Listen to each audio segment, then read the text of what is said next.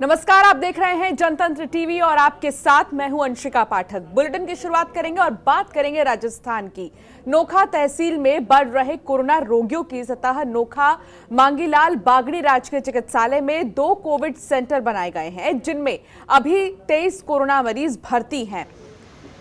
Referral अस्पताल प्रभारी doctor Sunil Bothra ने बताया कि कोविड सेंटर में 100 बेड की सुविधा है, 50 रोगियों को छुट्टी दे दी गई है, 23 मरीजों का इलाज किया जा रहा है, ऑक्सीजन की पर्याप्त सुविधा है और साथ ही इमरजेंसी पेशेंट के लिए भी अलग काउंटर लगाया गया है। दरअसल अस्पताल में 20 ऑक्सीजन बेड हैं। लगातार मरीजों के बढ़ते मामले के बाद यहां पर अस्पताल प्रशासन की तरफ से और भी ज्यादा ऑक्सीजन लाए जा रहे हैं। लगातार मरीजों के आने से ऑक्सीजन बेड पूरी तरह से फुल हो गए थे।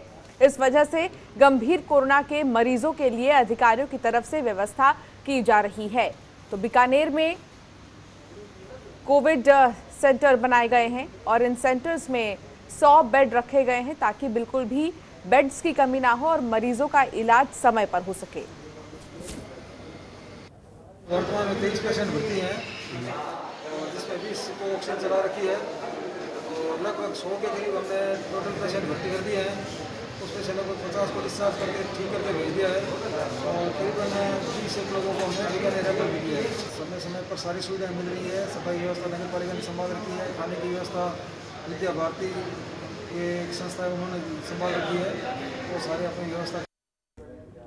तो वहीं राजस्व मंत्री हरीश चौधरी ने सीवान कस्बे के दौरान जगह जगह जाकर जायजा लिया है। साथ ही कोविड संक्रमण की रोकथाम के लिए सामुदायिक स्वास्थ्य केंद्र का दौरा भी किया है और व्यवस्थाओं का जायजा लिया। इसके अलावा कोविड मरीजों के लिए की गई व्यवस्थाओं का जायजा लेते हुए चिकित्सा अधिकारियों को उपलब्ध संसाधनों के सही से उपयोग करने का निर्देश दिया गया है।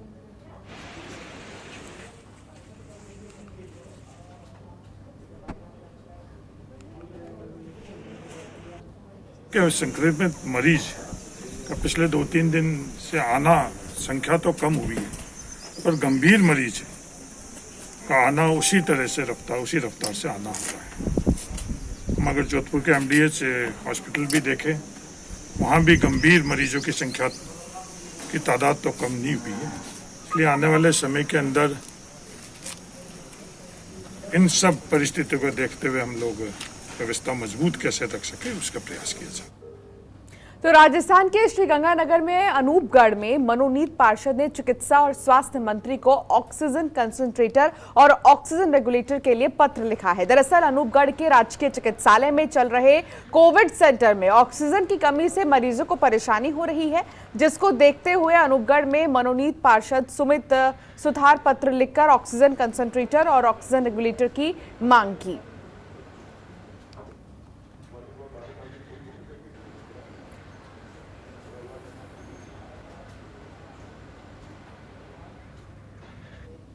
तो कोरोना संक्रमण के बढ़ते प्रभाव के चलते सरकार के साथ साथ कई सामाजिक और व्यापारिक संगठन भी आगे आ रहे हैं। राजकीय प्राथमिक स्वास्थ्य केंद्र में केमिस्ट एसोसिएशन की तरफ से ऑक्सीजन कंसंट्रेटर के साथ ही तमाम मशीनें भेंट की गई हैं।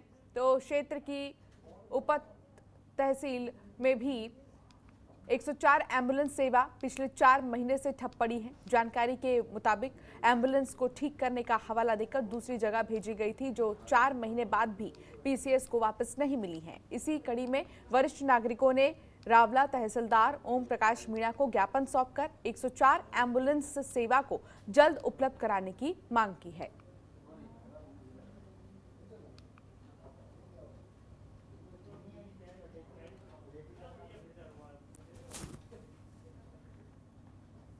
तो वहीं प्रदेश में कोरोना और ब्लैक फंगस के बढ़ते मामलों को लेकर प्रशासन अलर्ट मोड पर है। इसी को लेकर चूरू के बिदासर में जिला कलेक्टर सामरमल वर्मा और एसपी नारायण टोगस ने चिकित्सा व्यवस्थाओं का जायजा लिया। इस दौरान कलेक्टर और एसपी ने राजकीय अस्पताल का निरीक्षण किया और लगातार अस्पताल में मिल रही शिकायतों पर अस्पताल प्रभारी डॉक्टर धर्मवीर स्वामी को फटकार लगाई और चिकित्सा व्यवस्था दुरुस्त करने के निर्देश दिए।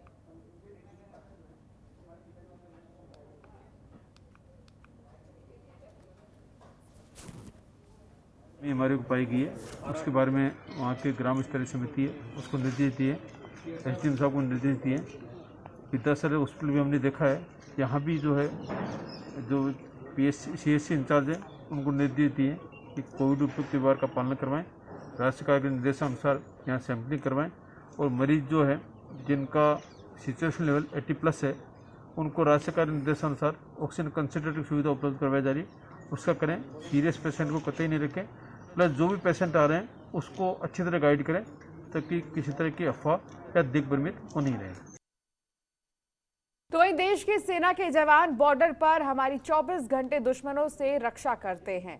श्रीगंगानगर के अनूपगढ़ में BSF की 104 वाहिनी द्वारा बॉर्डर पर स्थित ग्रामीण इलाकों के लोगों के स्वास्थ्य का बीड़ा उठाया है। BSF बीकानेर DIG पुष्पेंद्र सिंह राठौड़ के निर्देश अनुसार 104 वाहिनी के कमांडेंट के गिरी के द्वारा फ्री कोरोना केयर एम्बुलेंस तैयार करवाई गई है।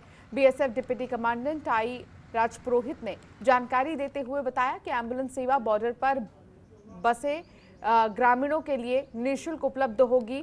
मरीज के प्राथमिक इलाज के लिए प्रशिक्षित डॉक्टर और नर्सिंग स्टाफ मौजूद रहेगा, जिन्हें प्राथमिक उपचार के बाद नजदीकी कोरोना केयर सेंटर तक पहुंचाया जाएगा।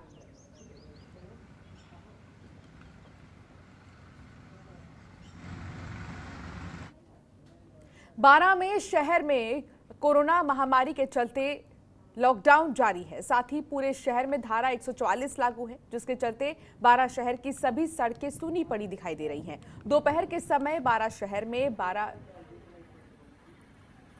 सड़कों में सभी लोग नदारद नजर आते हैं, लेकिन शाम होते ही लोगों की चहल पहल बढ़ जाती है। दिन भर लोग अपने घरों पर रहते हैं, लेकिन जैसे ही शाम होती है लोग घरों से बाहर निकलकर सड़कों पर घूमने लगते हैं। हालांकि लॉकडाउन के चलते पुलिस भी लोगों के साथ सख्ती बरतती है, लेकिन लोग शाम को बाहर निकलने से बाज नहीं आ रहे।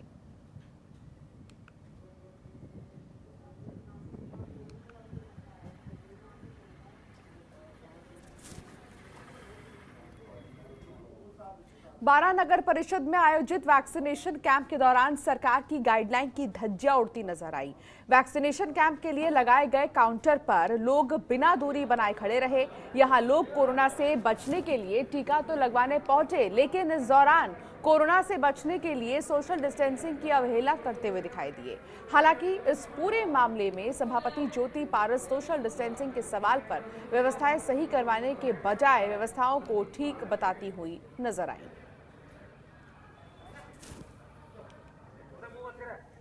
अभी तो सब मैं गई थी जब तो सब दूर दूर ही खड़े हुए थे और पालना कर रहे हैं, सबने मास्क लगा रखा है और सबके कम अभी बिल्कुल भी भीड़ नहीं है, मतलब कम जनों की लग रही है।